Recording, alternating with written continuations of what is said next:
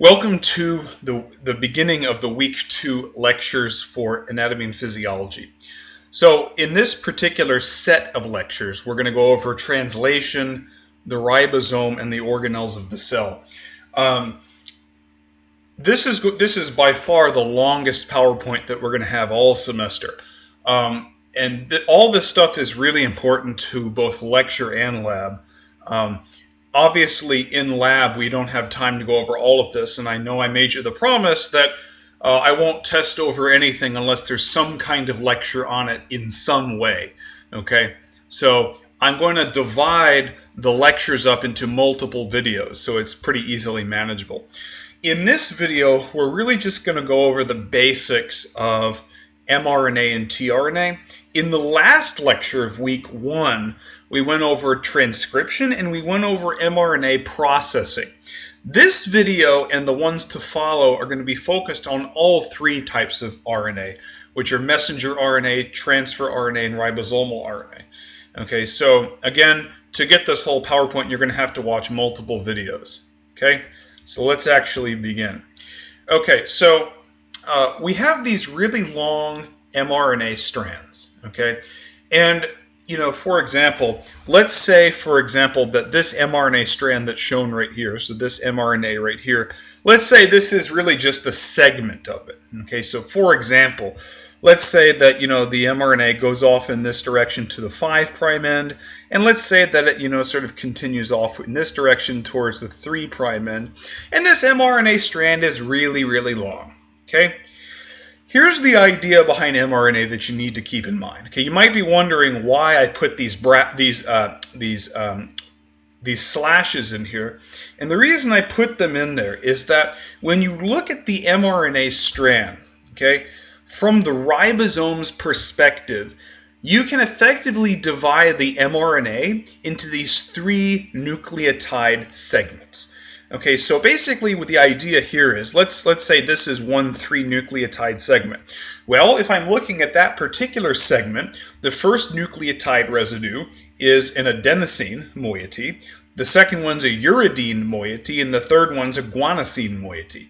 If I'm just looking at the nitrogenous base, it's adenine, uracil, and guanine. You know, then I go to the next one, this 3 nucleotide segment from the ribosome's perspective, and I get cytosine, adenine, and guanine. And you can do this on and on and on throughout the sequence of the mRNA.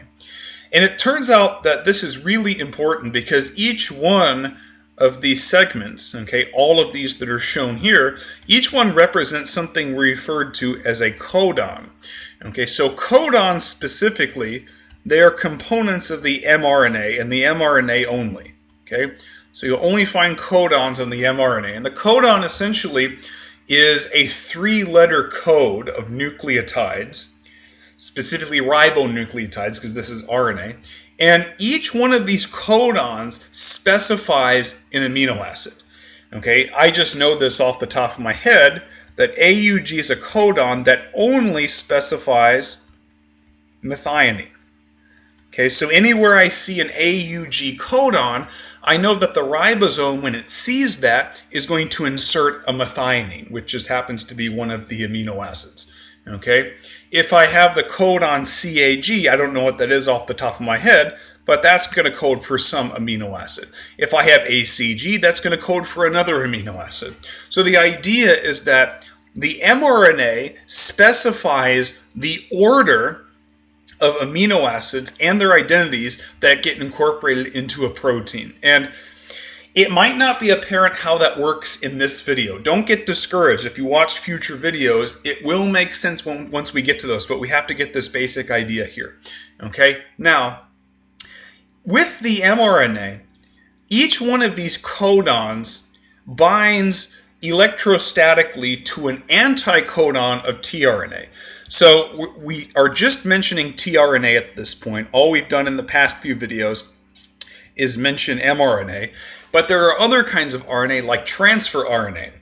Transfer RNA has a segment referred to as an anticodon. And the reason it's called an anticodon is because an anticodon specifically binds to the codon. So for example, if I was to put tRNA up here, what you would do to figure out what anticodon it is you'd look at the complementary code. You'd look at the complementary nucleotides. So for example, if I wanted to know the anticodon that binds to AUG, well, you just look at the complementary bases. So what's complementary to adenine? Well, if you go back to our RNA rules, adenine's complementary to uracil, uracil's complementary to adenine, and guanine's complementary to cytosine. So this three-letter code, this is on the tRNA, and it's called the anticodon. If I was to look to say, for example, what is complementary to UUA? Well, if I'm looking at what's complementary, uracils are complementary to adenines, and adenines are complementary to uracil. If I wanted to find which one is complementary to ACU, well, it's going to be UGA. Okay, so each one of these anticodons belongs to the tRNA. The codons are a part of the mRNA, and we'll look at the mechanism as to how that works a little bit in this video, but we're going to focus mostly on it in the next video, okay? And the videos after that. So the idea is that the mRNA provides the codons. The ribosome is actually going to attach to the mRNA, and for example, if the ribosome is specifically on the AUG, let's say the ribosome is specifically attached to the AUG at that point, that means the only tRNA that can bind is the one that has the anticodon of UAC, okay, and that will actually specify methionine. Okay, so it might not make sense now, but it will pretty soon. Okay, so like I said, tRNAs are other types of RNA that possess an anticodon that is complementary to the codon of the mRNA. So like I said, let's actually look at this one more time. If I put the tRNA up here, what I'm doing is I'm looking at the complementary bases. So this one would happen to be UAC.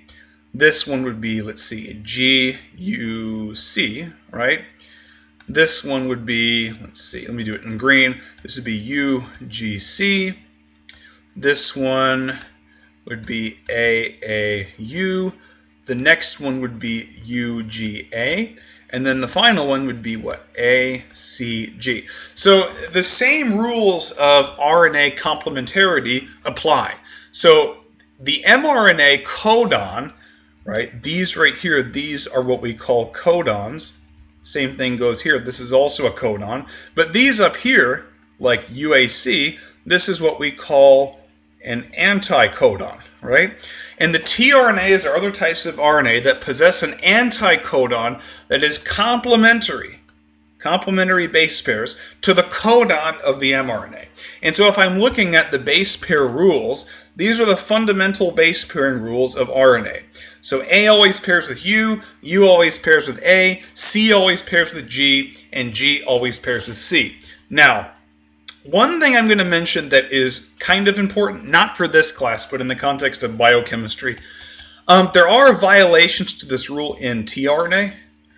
tRNA has what we call post-transcriptional modifications, meaning in tRNA there are what we call funny bases. So there are funny bases, and what a funny base essentially is it's a base that is similar to U, A, G, and C, but not quite. It's had some enzymatic modifications.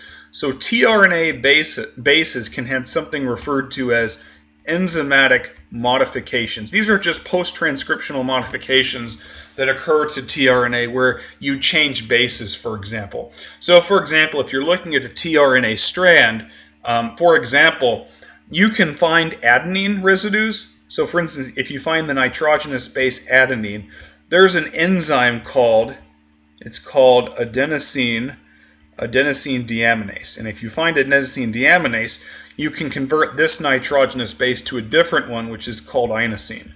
Okay? Inosine would be specified not by A, but by I.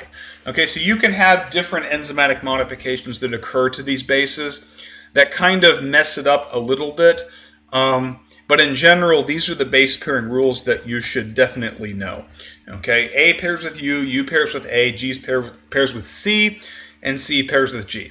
Okay, each codon has a tRNA to which it binds. So for example, let's just make one up. Let's say I have UCG, and let's say this is the codon This is the codon of mRNA. And my question to you is, what is the anticodon of tRNA? Well, you look at the complementary bases and you say, okay, well, what's complementary to UCG? Well, it's going to be AGC. And hopefully that makes sense, because if you look at it, U pairs with A in terms of RNA, or we could say mRNA, tRNA interactions. U pairs with A, C pairs with G, and G pairs with C. Hopefully that makes sense. And this sequence of codons in the mRNA, this is how the mRNA that comes from the nucleus specifies which amino acid to add in which order. Okay? So here's an example problem that you could see on the exam of some sort. Okay? What are the anticodons of the following mRNA strands? So all we're going to do is we're going to write the anticodon that's specified by each codon. So we're assuming that each thing between the slashes here, each 3 nucleotide code, each one's a codon. What's complementary to AUG? Well, that's going to be UAC, right? So UAC in this case would be the anticodon, and you specify of tRNA. Okay? So anticodons are in tRNAs, and codons are in mRNA. Okay? What about CAG? Well, that would be GUC, right? C is complementary to G, A is complementary to U, and G is complementary to C. What about ACG? Well, that would be UCG, right? What about UUA? Would be AAU. What about ACU? That would be UGA. And then finally, UGC would be ACG. So really what you're doing when you're trying to figure out what the anticodon is for a particular codon is you're just finding the complementary bases in terms of RNA bases. Remember, there's no thymine, not really thymine in RNA, so really you're just concerned about the RNA bases in general, which are A, U, C, and G. So hopefully that makes sense. Okay. Now one thing you can do, and I will test you on this probably in the multiple choice, is you can actually look at a codon, and what you can do is you can see which amino acid it codes for. For example, the codons are shown in each box to the left. So you have UUU here, UUC, UUA, UUG, and it shows you which amino acid each one codes for. Okay, and you would just have to give me the 3-letter code. Okay, so what you can do is you can look at this genetic code table. So that's what this is. This is the genetic code table, which accounts for basically 99.99999 whatever % of organisms. There are a few violations here and there, but in the case of Homo sapiens, humans, mammals in general, you can pretty much use this table. So let's look at the following codons and see what they code for. So here's AUG. Okay, let's see which amino acid that codes for. So what you literally do is you say, okay, well, the first nucleotide of the codon's in the vertical axis. So it's A, so you look basically right here, here's the A, and then you come over here to the horizontal axis and you say, okay, the second nucleotide is uracil, so it has to be right here in this column. Here's uracil. And then you say, okay, what's the third one? Well, it's in the first column in the third row, so it has to be in this box right here. So it has to be in this box right here. And then you say, well, the third nucleotide is G, so this one is methionine. Okay? And on the test, you could just put MET, but understand that MET is the 3-letter abbreviation for methionine. Okay? And you could do it, the systematic way, or you could just, hunt and peck for it. So CAG, that's the 3-letter code of the codon for which amino acid? Well, you look at the vertical axis first. So here is, let me do it in a different color. So this one's C, and then you look for the horizontal axis for A. So that means it has to be in this box, right? And you say CAG, which one is that? Well, that's this GAN, right? Or GLN, right? This is GLN, which is the 3-letter abbreviation for glutamine. So this is the amino acid glutamine, okay? Okay, let's do the last one. So UAG, okay, UAG. So you look first on the vertical axis, here's U, right? Then you look on the horizontal axis, here's A once again. And then you see it's in this box right here. And then you say UAG, so it's stop. We say, what is stop? Well, stop is what we call a stop codon. Okay? Now, without going into the excruciating details here, essentially what a stop codon is it's a codon that says the previous amino acid that was added was the terminal amino acid. So let's say you've got a protein that extends out in that direction. You're going along with hundreds and hundreds of amino acids. Let's say you get glutamine. Let's say it then goes to aspartate. Let's say the next amino acid, say, is phenylalanine. And then let's say that the next codon that you get is a stop codon. Well, what's literally going to happen is you're going to get hydrolysis of the amino acid right here. So that means the phenylalanine there is the terminal amino acid. So a stop codon represents the end of the protein. Okay, so literally what would happen is you have glutamine. So this would be the codon CAG. The next codon, aspartate. Where is aspartate? Let's see. Aspartate. Let's say it was GAC. So it would be GAC. Phenylalanine could be UUU. And then the next codon you get would be a stop codon. And that would signal that phenylalanine has to be the terminal amino acid. And then you get this hydrolyzed off. Okay? So you'd have all this business over here, and then phenylalanine would be your terminal amino acid. That's essentially what a stop codon is. Okay? And this is definitely a good question for the test. What I would do is give you a codon, and I would give you this table. By no means would you ever have to memorize this. In the real world, you literally just look this up in a table. Okay? In the real world, understand that most things people don't have memorized. You just look it up in a table, quite honestly. So this I would give you on the test. I'd give you a codon, and you have to tell me what amino acid it is. Okay? So right here, this is the structure of the tRNA. So this right here, this is the tRNA. tRNAs are RNAs. They're ribonucleic acids. Okay? And this guy is synthesized from basically RNA polymerase, which is inside the nucleus where the DNA is. And the tRNA is going to undergo some processing. I mentioned earlier that it had things called funny bases. There's some splicing that needs to take place. There's some very important processes of tRNA processing that go on. And ultimately what you get is a molecule that looks sort of like this. Okay, now I want to take you through some of the important features of the tRNA molecule. Okay, now right here of really importance is the 5' end. And so what we're going to sort of do is start at the 5' end and start to kind of go along the tRNA molecule in this direction. So eventually you'll get to this loop that kind of sticks out here closer to the 5' end. And you keep going and you're essentially going to get to the anticodon. Okay, here's some important things. Let me highlight the anticodon. So there is the anticodon. Notice that the mRNA is also specified. So of critical importance here, here's the mRNA 5' end, and here's the 3' end. So what the ribosome will do is it will read the mRNA from 5' to 3'. Okay, so the mRNA is going to be read in this direction. Now the codon that's specified here is one we haven't looked at. The codon is GCC. That's the codon as detected by the ribosome. Okay, so literally what the tRNA is going to do is it's going to pair up like this. So it's going to pair in a complementary fashion, okay? Except for the fact that the tRNA is going to pair anti-parallel to the mRNA, very similar to the way DNA double strands pair up. So while the mRNA reads 5' to 3', from the ribosome's perspective, the tRNA goes 3' to 5'. Notice how the 3' end of the tRNA is all the way up here.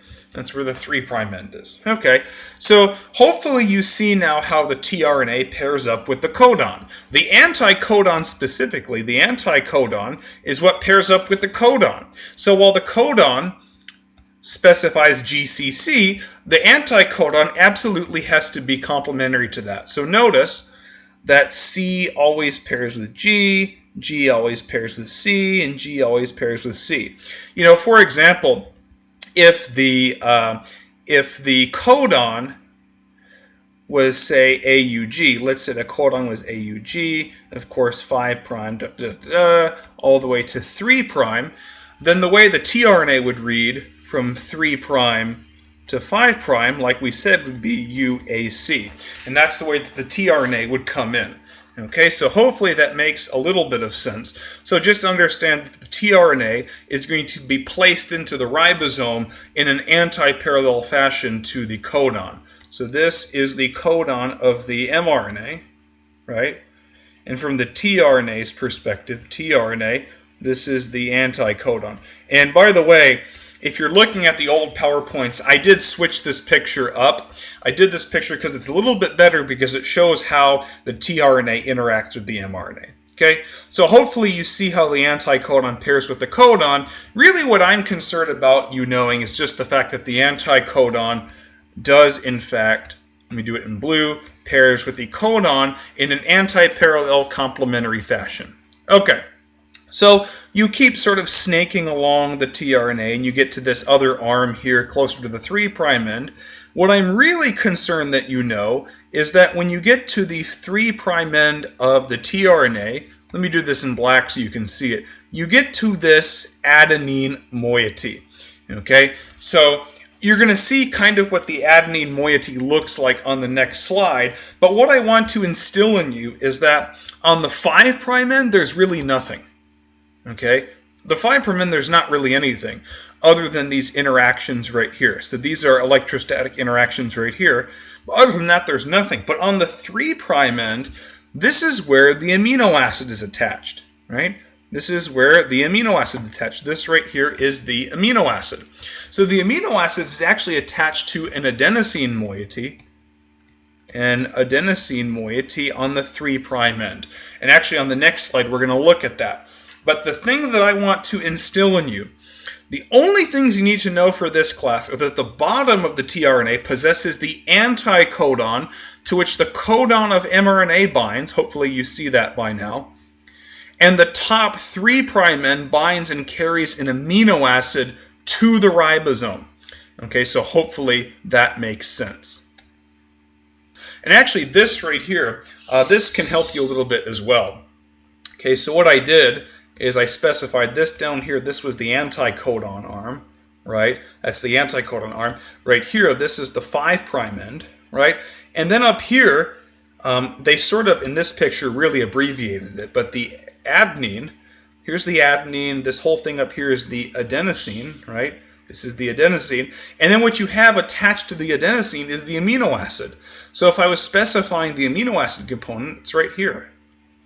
Right? You have your alpha carbon right here, you have your hydrogen, you have your amine, and then the carboxyl is tied up in an ester bond to the ribose ring, and then there's an R group. So this component that I just highlighted in yellow, this is the amino acid, okay? And the amino acid is literally ligated to the adenosine on the 3' end. So this right here, this is the 3' hydroxyl group, and the carboxyl group of the amino acid is tied up in an ester bond. Okay, so notice the tRNA anticodon arm down here. This is the anticodon arm. This part will bind the codon of the mRNA that interacts with the ribosome. The top 3' end binds the activated amino acid. So it turns out that in order for the ribosome to polymerize amino acids, you have to activate the amino acid. And the way you activate it is you bind this amino acid literally to the tRNA. So this amino acid, whatever it is, this is an R group, just it's variable, but this amino acid will be carried to the ribosome by the tRNA. So from now on, I will refer to the amino acid tRNA complex as tRNA AA for amino acid, or AA amino acid tRNA. Okay? Another word you can see it referred to is amino acyl tRNA. That's another thing you can see this referred to as. Okay? The anticodon of the tRNA binds to a complementary codon of the mRNA. Hopefully I've driven that point home very well. And basically if you're going along, let's say you have AUG, let's say you have CAG, GAC, and so forth. Let's say that's the mRNA.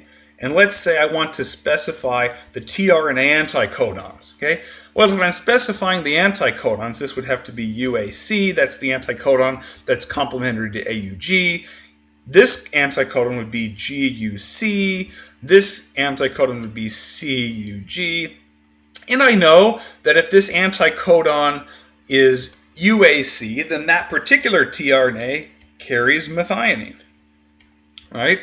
If I'm looking at GUC, or let's see, the codon was CAG. So if the codon was CAG, that means CAG, that one would carry glutamine.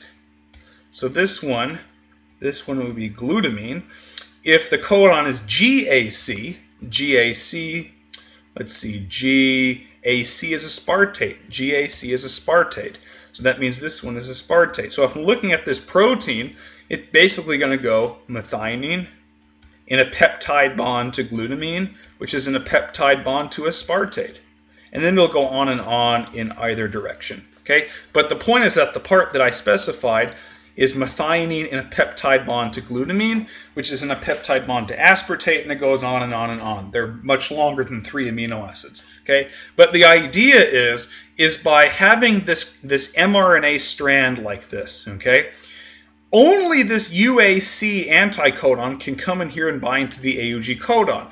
So by having the anticodons complementary to the codons of the mRNA specify the exact amino acid that has to be added in the exact order. So for example, if my codon went AUG, CAG, GAC, we've already mentioned that the order of amino acids in that little segment are methionine, glutamine, and aspartate. So by being in that order, the ribosome would never add, for example, methionine, aspartate, glutamine. That's the wrong order. So by having the codons of the mRNA in that order, that automatically specifies the order in which tRNAs come in.